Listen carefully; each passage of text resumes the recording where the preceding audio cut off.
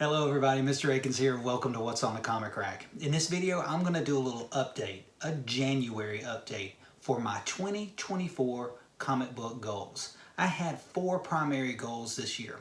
1, finish my Ironman Volume 1 run, which I think I can do by the end of the year.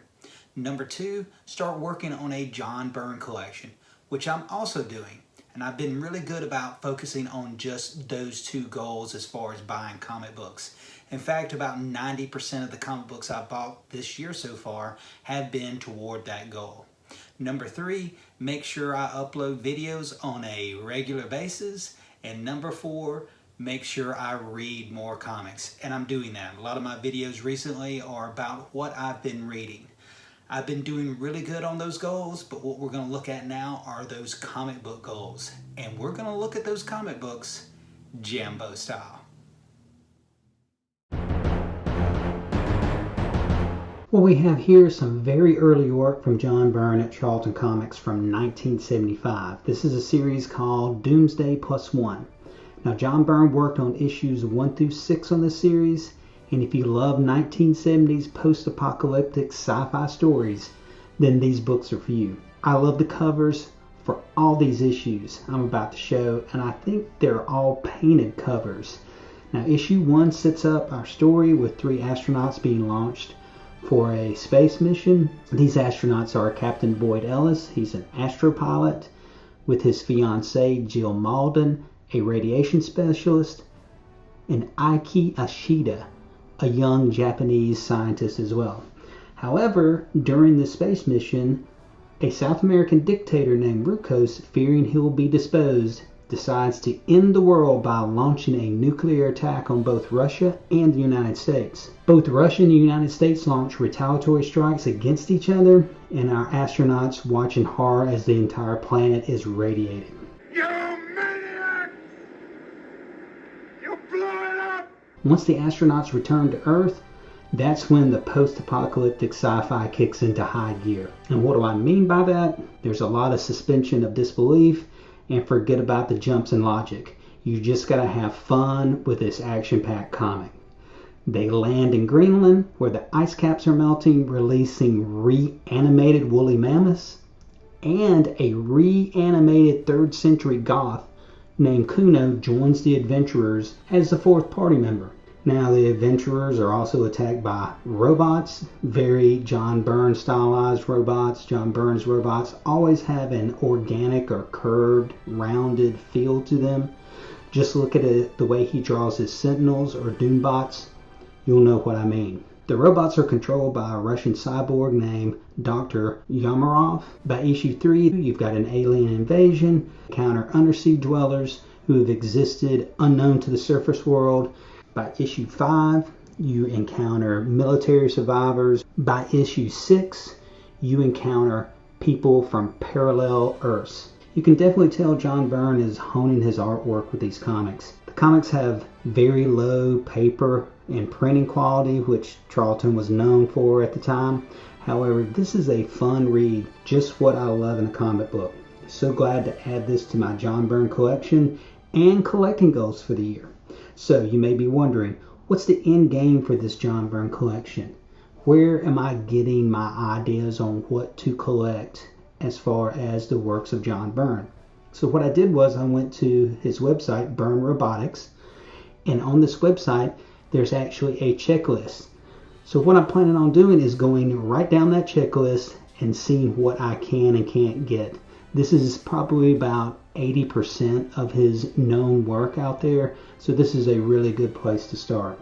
So where did I get these issues? I got them from eBay, and each issue was probably about $6.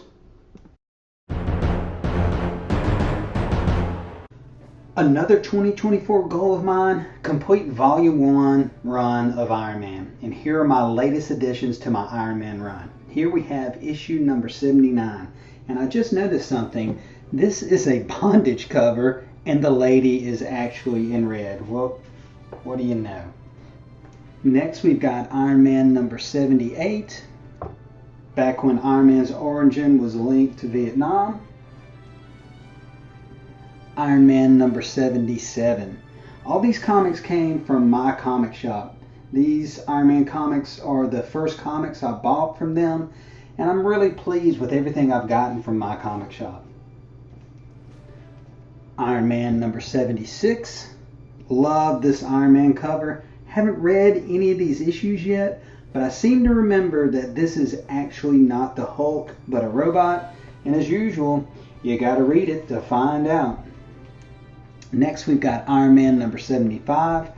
I think my comic shop is a great place if you're completing runs or wanting to get something to just read. I think it's really great if you want to do those type of things.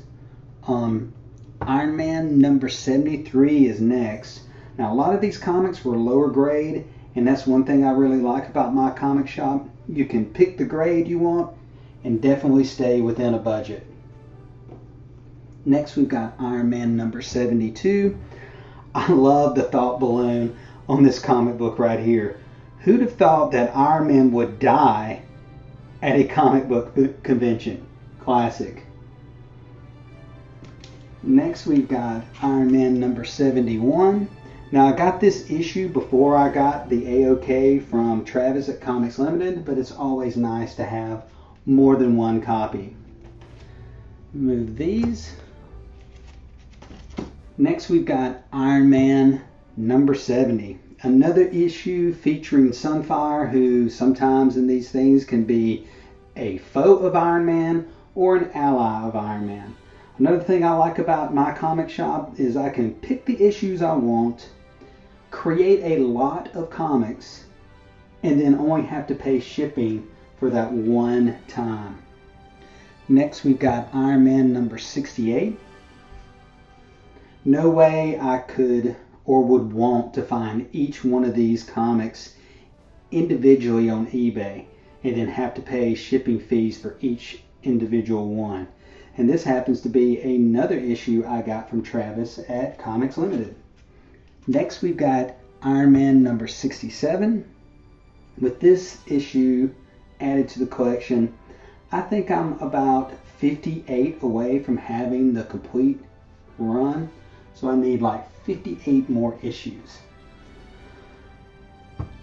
Iron Man number 63. Definitely going to use my comic shop to complete my run.